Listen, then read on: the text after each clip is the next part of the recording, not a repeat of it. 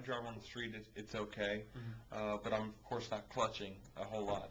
That's going to be the biggest thing is downshifting, going up to speed at Daytona. Once I'm up to speed, everything should be fine because the little bit of brake pressure that you use at Daytona won't affect it, I don't think. So we should be fine. The biggest thing is just going to be getting in and out of the race car and that mobility.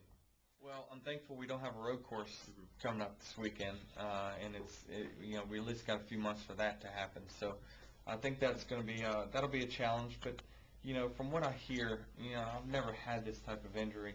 Is that you go back to feeling relatively normal after a certain time, but you just won't have any side-to-side stability whatsoever. So. That's where I think it's going to be challenging is when I'm using the clutch and the brake with a lot of pressure, and that's going to be at road courses.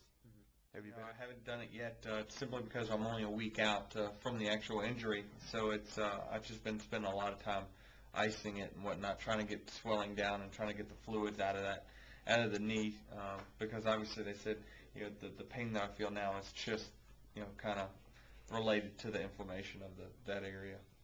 This will make sure. Yeah, like I said, I won't be an NBA star anytime soon.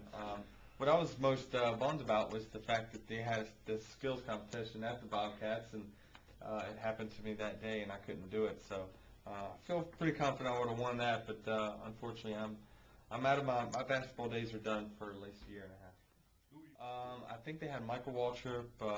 They had quite a few guys. I think Brad Keselowski was one of the guys that competed.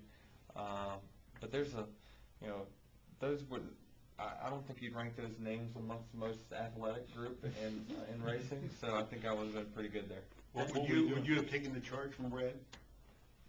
No, I probably would have thrown an elbow. Well, I mean, I challenge anyone to try to get in a car that's 130 to 140 degrees and sit in for 4 hours and deal with the G-forces and the mindset, the dehydration that we go through each and every race. The physical aspect of it, as a matter of fact, I wear a heart rate monitor, so I look at, how many calories I burn during the course of a race and what my heart rate is. I mean, it's up 130 during normal race conditions and 160 at the end of the race when you're really kind of getting, getting excited, I guess you could say. So our heart rate is high as anybody in any other sport. So the athletics part of it is very underrated, I guess you could